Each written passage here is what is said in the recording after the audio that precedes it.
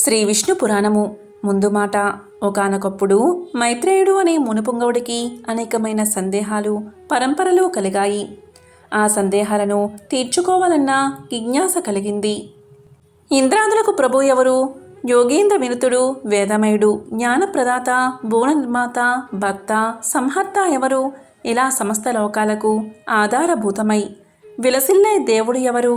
ఆ దేవుడు గురించి కొంతవరకైనా తెలుసుకోగలమా? అనంతమైన ఈ కాలచక్ర భ్రమణంలో సూర్యాది నవగ్రహ సంచార విశేషాలు, దేవతలు మొదలుగా 4 విధాలైన భూత సృష్టి, చతుర్దశ మన్వంతరాలు, 4 యుగాల ప్రమాణం, ఆ యుగధర్మాలు, ఆయా యుగాల్లో వెలసిల్లిన రాజవంశ చరిత్రలు, వీటి గురించి అవగాహన చేసుకోగలమా? వేదసాగర ప్రమాణాలు, బ్రహ్మనాది 4 వర్ణాల ధర్మాలు, బ్రహ్మచర్యం మొదలు 4 ఆశ్రమాల నియమాలు, ఇలా వీటన్నిటినీ సవివరంగా ఆకలింపు చేసుకోగలమా అన్న అంతులేని ఆలోచనకు లోనై తన గురువైన పరాశర మహర్షిని అడిగాడు మైత్రేయ మహర్షి. వశిష్ఠ మహర్షి పౌత్రుడే పరాశరుడు. ఈయన తండ్రి శక్తి మహర్షి. మైత్రేయుడు అడిగిన ప్రశ్న పరంపరన్నీ విన్న పరాశర మహర్షి సంతోషిస్తూ అత్యంత శిష్యవాత్సల్యంతో ఇలా అన్నాడు. మైత్రేయ, నీవడిగిన ప్రశ్నలన్నిటికీ కలిపి ఒకే ఒక చక్కని సమాధానం. అదే శ్రీ విష్ణు పురాణం. దాన్ని నేను ప్రవచనం చేస్తాను. శ్రద్ధగా విను. విష్ణు పురాణం వేదాల్లో వేదం, శాస్త్రాల్లో శాస్త్రం, జ్యోతిష్యంలో జ్యోతిష్యం, నీతి శాస్త్రాల్లో నీతి శాస్త్రం, పురాణాల్లో పురాణం, ఇతిహాసాల్లో ఇతిహాసం, యోగ విద్యలో యోగ విద్య, కావ్యాల్లో కావ్యం. ఇలా విష్ణు పురాణం సకలలోక విశేషమే కాక సకలలోక మనోరంజనం కూడా. ఇంతటి ప్రశస్తమైన విష్ణుపురాన్ని మొదట చతుర్ముఖ బ్రహ్మదేవుడు దక్ష ప్రజాపతికి వివరించాడు. ఆ దక్షుడు పురుకుత్సుడు అనే రాజుకు చెప్పాడు. ఆ రాజు సారస్వతుడు అనే వాడికి చెప్పగా ఆయన వల్ల నేను విన్నాను అంటూ పరాశర మహర్షి విష్ణు పురాణ కథను హృదయంగమంగా శిష్యుడైన మైత్రేయుడికి వినిపించాడు. కథా ప్రారంభం. పరాశరుడు ముళ్ళలో మున్నెదిగిన తపోనిధుడు. తల్లి గడుపులో ఉన్నప్పుడే వేద శాస్త్రాది విద్యలు క్షుణ్ణంగా నేర్చిన విద్యావంతుడు. చిన్నతనంలోనే తపశ్శక్తిచే రాక్షస సంహారం చేసినవాడు. బ్రహ్మమానస పుత్రుడైన పులస్త్య బ్రహ్మ వల్ల దివ్య జ్ఞానశక్తిని పొందినవాడు. పద్మాక్షుని పాదపద్మ భక్తికి జీవితం అంకితం చేసినవాడు. దివ్య తేజో విరాజామనుడు. ఆ మహానుభావుడు గురువుగా మైత్రేయుడు వేద శాస్త్రాలు అభ్యసించి శుశ్రూష చేస్తూ ఒకనాడు ప్రమాదకాల కృత్యాలు నిర్వర్తించి సుఖాసీనుడై ఉన్న గురువుకు నమస్కారం చేసి ఇలా అన్నాడు. గురుదేవా, నీ అనుగ్రహం వల్ల వేదాలు శాస్త్రాలు క్షుణ్ణంగా తెలుసుకున్నాను. జ్ఞానదానం పొందిన అదృష్టవంతుడిని అయ్యాను. ఇంకా ఒకటి అడగాలని ఉంది. దానికి సమాధానం సర్వజ్ఞుడవైన నీవే చెప్పగలవు. చెప్పవలసిందని మనవి.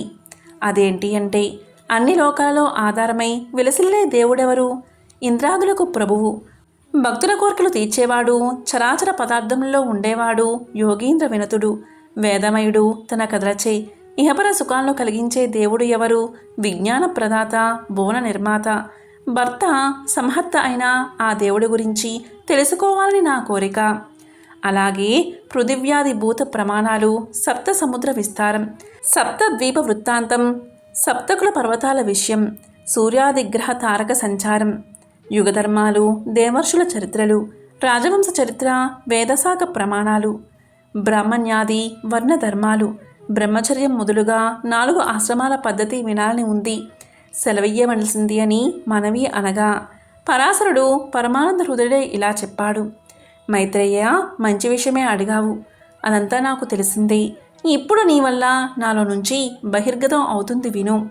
నా చిన్నప్పుడు ఒకసారి పులస్త్య బ్రహ్మ వచ్చి నన్నెంతో ఆదరంగా చూసి నువ్వు పురాణకర్తవు అవుతావు అని వరమిచ్చి వెళ్ళిపోయాడు. ఆ వర ప్రభావం పౌరాణిక విషయం అంతా నాకు స్వాధీనమైంది. దాన్ని వివరిస్తాను విను అని అనగా మైత్రేయుడు, ఆచార్య, పురాణకర్తగా నిన్ను పులస్త్యుడు అనడానికి కారణమేమిటి అని అడగగా పరాశరుడు ఇలా చెప్పాడు. మునుపు విశ్వామిత్రుడు పగబట్టి మా తాత కొడుకులను నురుగురిని దారుణంగా చంపించాడు. రక్షకుల చేత మా తండ్రి శక్తి వారితోనే మరణించాడు. అప్పటికి నేను తల్లి కడుపులో ఉన్నాను. వేద శాస్త్రాదులు నాకు వశమయ్యాయి. కొన్నాళ్లకు జన్మించాను. పెద్దవాడనై తపశ్చర్యలో ఉండగా మా అమ్మ దుష్యంతి నా వద్దకు వచ్చి చెప్పింది. నీ తండ్రిని నిష్కారణంగా రాక్షసులు వచ్చి దారుణంగా చంపారు. నిగ్రహించడం అనుగ్రహించడం అనే శక్తులు కలవాడవై శత్రు సంహారం చేయకపోవడం ఏమనాలి అని నన్ను నిందాస్తుగా పలికింది. వెంటనే నేను అధర్వ మంత్రాలతో రాక్షస సంహార యజ్ఞం ఆరంభించాను. నా మంత్రాల ధ్వనికి లోకం అల్లలాడింది. సురులు ఆనందంగా జయజయధ్వనులు చేశారు. ఆ రాక్షస సంహార యజ్ఞంలో లెక్కకు మిక్కిలిగా రాక్షసులు మరణించారు. చావక మిగిలినవారు మా తాత వశిష్ఠుడి వద్దకు వెళ్ళి రాక్షస సంహార విషయం చెప్పి ప్రార్థించగా ఆయన వాళ్ళకి అభయమిచ్చి నా దగ్గరకు వచ్చి ఆదరంగా పలికాడు.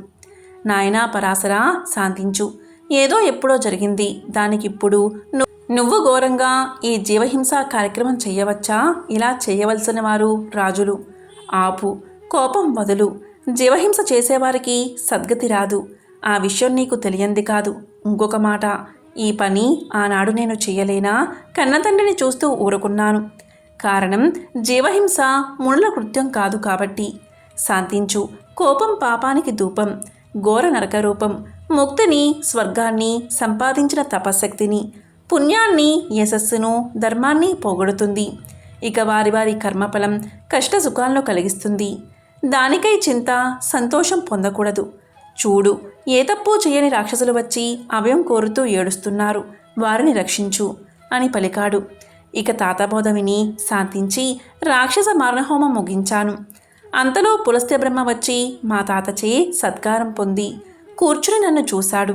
ఆనందించి అన్నాడు, వాసిష్ఠ, శాంతమూర్తివయ్యావు.